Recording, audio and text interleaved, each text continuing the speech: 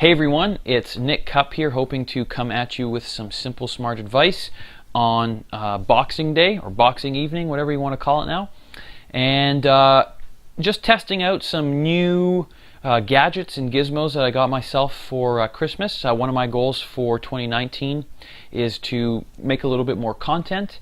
I have absolutely no experience in terms of creating content, so this is a whole massive learning experience for me, and at the same time just a lot of fun to do. So figure why not test it out today and make a video for you guys. So it being the end of the year, or coming close to the end of the year, I thought what better way to test out my new equipment than doing a top 5 or 6 personal finance tips for the end of the year or the new upcoming year. Okay, so I'll get started with that. All right. So first and foremost, I think my number one tip would be, whoops, stepped on my microphone. Tally up your expenses. Tally up your expenses and then compare to your budget. Whoops. Budget. So why should you tally up your expenses now? Well, it's the end of the year, so all your credit card statements, all of your however you spend money will be tallied up, and you can see, okay, well, over the last 12 months I spent $4,000 on fuel, or I spent this much money on entertainment or groceries, so on and so forth. And you can compare it to your budget to see if you overspent on some items or underspent in some others, or just to see where your money is going. The whole point of, again, tallying your expenses is just to benchmark yourself against yourself and see where your money was going. Are you leaking money in some places where maybe you shouldn't be?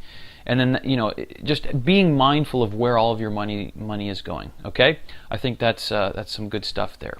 Okay, number 2. Whoops. Okay, so that's going to be something that I have to work on, is not step on the microphone cable. What's number 2? Set up a budget if you don't have one. Oops. Set up a budget.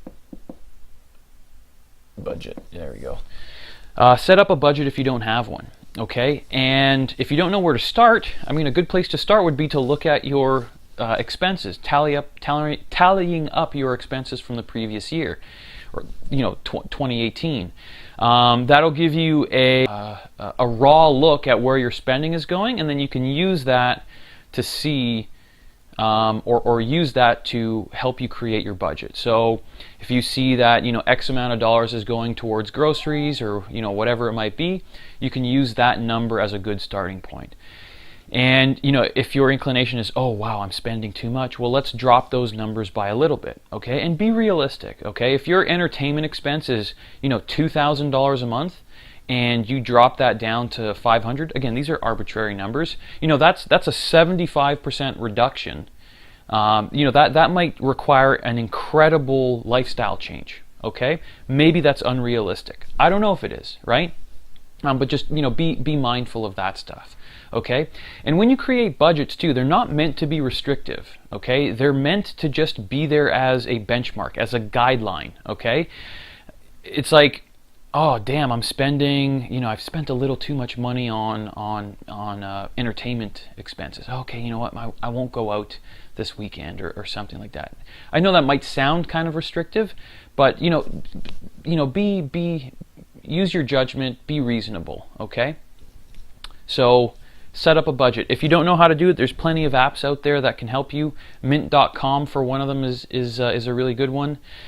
My third tip would be factor in a savings and investment portion into your budget. I should probably write that down, shouldn't I? So factor in savings/investing into budget. Okay, so factor in savings, investing into budget. And why do I say that? So typically there are two types of people from a financial perspective in this world. I'm sure there's many more, but just hear me out on this. There are people that receive their paycheck and they get their paycheck, they spend their money, and then whatever's left over, they save it. And then there's the other types of people who they get their paycheck, they save some money, and then they spend what's left over. Okay? Try to make yourself like that second person. Save and then spend what's left over. Okay? That's the whole concept of paying yourself first. Okay? That is a very good financial habit to develop, especially the younger you are. Because the younger you are, the more, the less you have been doing bad habits your whole life, it's easier to change than, later on in life. Okay? So pay yourself first. Whatever your paycheck is, okay, set a certain amount aside and put that towards your savings and investment account. Again, put that in your budget so you're not short money or whatever when it comes to at the end of the month or bi-weekly or however you get paid. Right? It's important to have that grasp of where all of your money is going. Hence, it's important to have that budget. Okay, so that's so budget that into your factor savings into your budget. Ugh. On top of that, automate it. Okay, if you look make that stuff go automatically into your savings or savings or investment account. Look at it this way, okay? My belief is that humans, naturally, they're lazy. We look for the path of least resistance. And I'm not saying that to be offensive or anything like that. It's just, that's our nature. We're looking for that path of least resistance. We all have Netflix subscriptions, maybe not all, but most of us have Netflix subscriptions, Amazon Prime, whatever. You've set up a contractual obligation and given them permission to automatically withdraw funds from either your credit card account or your bank account in exchange for the use of their services, right?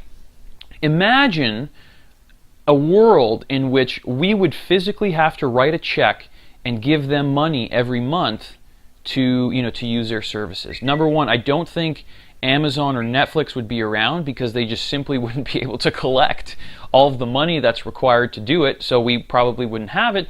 They've taken that into their own hands and said, you know what, we'll just do it automatically for you. Okay? What I find mind-boggling is how many people do not do that enough with themselves when it comes to their savings or investing. Automate it. Okay? Believe me, I think you almost got to trick yourself into doing it. I feel like you'll be more lazy, you'll be too lazy to cancel the automatic contribution into your investment account, and you default by doing a good thing for yourself. So automate it, okay? I think that's huge, okay? Plus automate.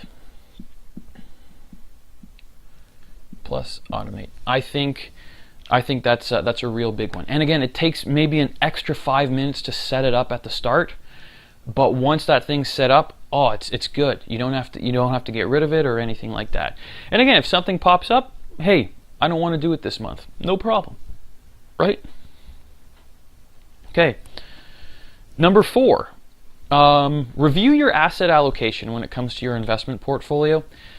This shouldn't really be done as a year-end kind of thing. I mean, it should be dynamic. It should always be monitored.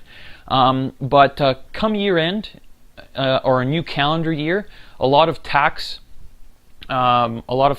opportunities or situations are based on a calendar year. So there could be some opportunity for tax loss selling or tax loss harvesting or things of that nature. On top of that, especially for December of 2018 of this year, capital markets, the financial markets have taken a bit of a dive, so that could throw your asset allocation out of whack relative to cash, fixed income, and equities. Okay, and what I mean by that is, let's just say your asset allocation is like a 60% equity, 40% fixed income. The recent dive in the markets could have caused that portfolio to now look like 50-50.